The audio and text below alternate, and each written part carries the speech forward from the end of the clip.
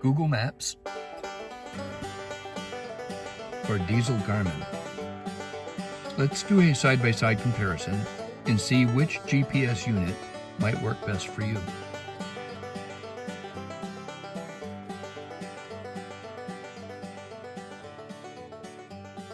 So join me on School Bus 101 and let's compare these units. This won't be a detailed instruction video on how to enter information. If you want to know that, look up your user's manual or a tutorial on YouTube like I did. Each unit may be a little different depending on which one you get. I got one of the better Garmin's just to make sure I can compare it well. But one of the differences I notice right away is the Dezl Garmin estimates the mileage according to the speed limit.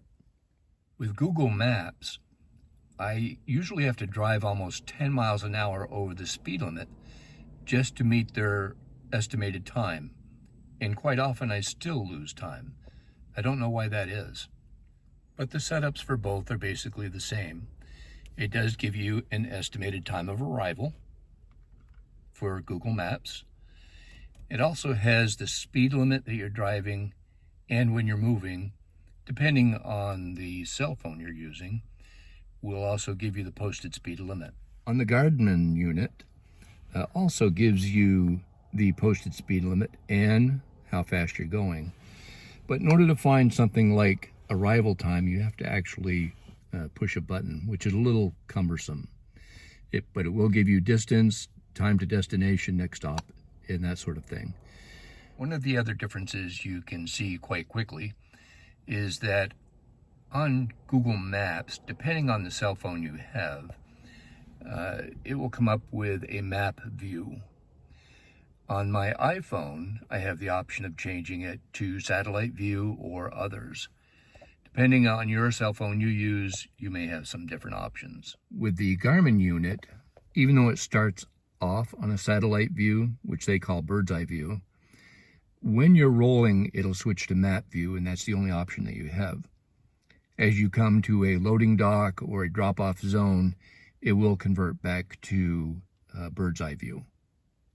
Google Maps does also give you the option of changing route if you don't like the one you have, just by tapping on the route that it highlights. But it won't allow you to take another route if you don't like the one that they're showing. You actually have to add a stop in order to go around something else. Garmin Dezl is much the same way. You tap on the suggested route that it gives you, or another route that it will also give you as an option, and you can go that way. But again, it won't let you pick your route unless you add a stop along that route somewhere, which is a little cumbersome for either unit, but it is what it is. One of the nice features about Google Maps is that you can actually look for your destination on your laptop or computer and then send it to your phone.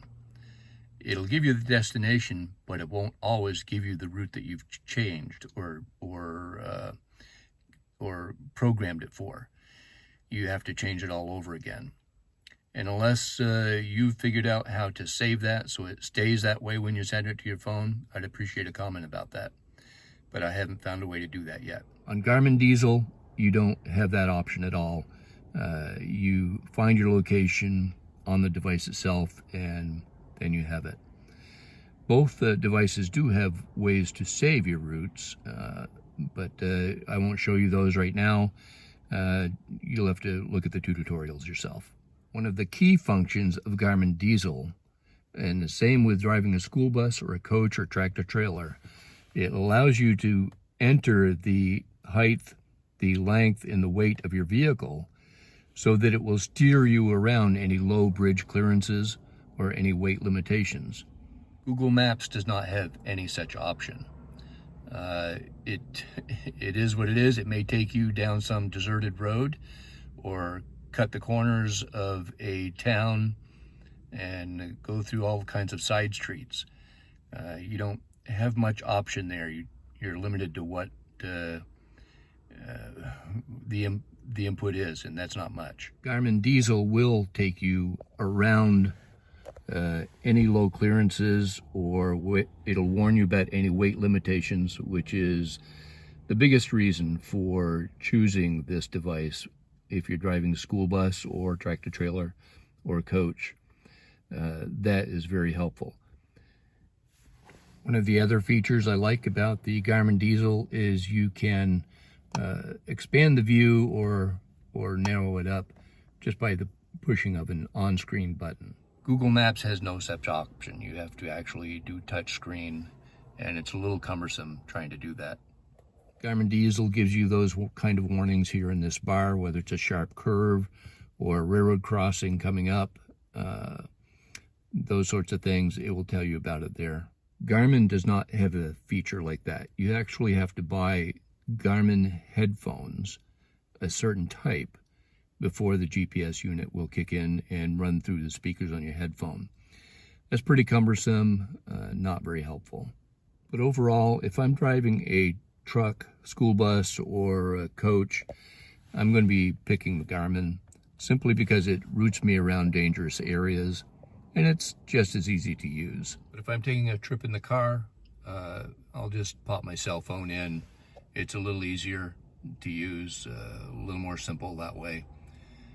But the choice is yours. Whichever one you want to use, you have an overview there. So join me again on School Bus 101 sometime for some other updates like this.